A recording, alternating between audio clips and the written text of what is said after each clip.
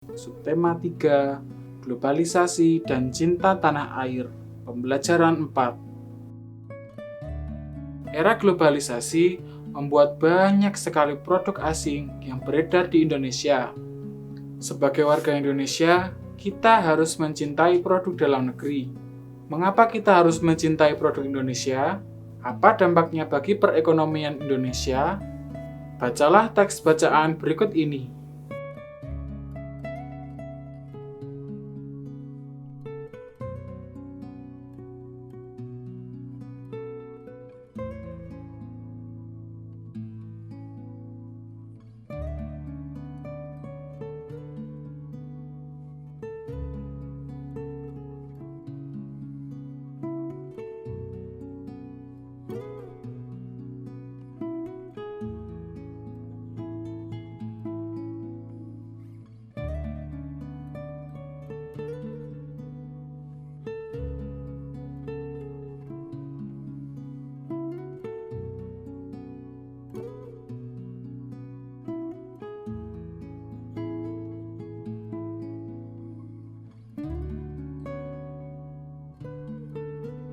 Dalam pembelajaran kali ini, kita akan belajar tentang kata baku dan non-baku, serta kalimat efektif dan kalimat tidak efektif. Kata baku atau kata formal adalah kata-kata yang digunakan setelah melalui proses standarisasi bahasa. Artinya, kata-kata tersebut telah dibakukan atau istilahnya telah mengalami kodifikasi, yaitu terdaftar di dalam kamus. Hal ini bertujuan agar bahasa Indonesia dengan segala varian kata-katanya dapat secara jelas digunakan dalam ragam ilmiah ataupun digunakan untuk pembelajaran bagi orang asing. Kata baku dapat ditemui di dalam Kamus Besar Bahasa Indonesia atau KBBI. Sementara itu, kata tidak baku atau kata informal adalah kata-kata varian dari kata-kata baku yang pada umumnya digunakan dalam ragam cakap. Kata tidak baku terjadi karena setiap orang mempunyai dialeknya masing-masing, sehingga pengucapan dari tiap-tiap orang berbeda. Contohnya, setiap orang cenderung lebih terbiasa dengan menggunakan kata resiko. Akan tetapi, pada KBBI 5 tertulis risiko.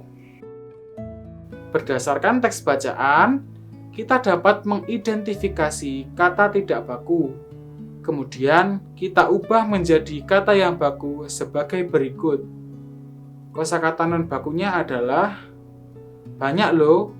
Lalu kosakata bakunya menjadi banyak. Kalimat efektif adalah susunan kata yang terbentuk sesuai dengan kaidah penulisan dalam bahasa Indonesia. Hal ini tentu saja dilihat dari penggunaan tanda baca, struktur kalimat yang digunakan, pemilihan kata yang sesuai dengan konteks atau isi, dan beberapa poin penting lainnya.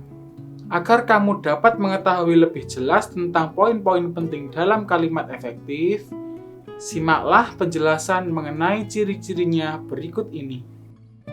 Ciri-ciri kalimat efektif memiliki unsur kalimat yang jelas, minimal subjek dan predikat. Penggunaan kata atau diksi yang tepat. Penggunaan ejaan yang sesuai dengan PUEBI. Adanya ide pokok dalam kalimat, tidak boros dalam penggunaan kata. Perbedaan antara kalimat efektif dengan kalimat tidak efektif dapat dilihat dari bentuk struktur kalimatnya. Berikut adalah contoh kalimat tidak efektif. Udara di pegunungan sangat sejuk sekali. Pada kalimat tersebut tidak efektif karena terdapat dua kata penekanan yang sama, yaitu sangat dan sekali. Untuk menjadikan kalimat efektifnya, cukup memakai satu kata penekanan saja, sehingga menjadi udara di pegunungan sangat sejuk. Berdasarkan teks bacaan, kita dapat mengidentifikasi kalimat tidak efektif. Kemudian, kita ubah menjadi kalimat efektif sebagai berikut.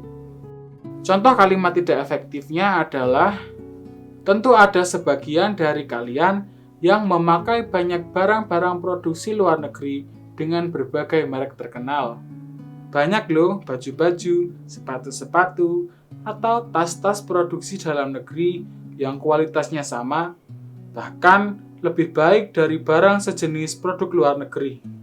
Nah, setelah dijadikan kalimat efektif adalah sebagai berikut.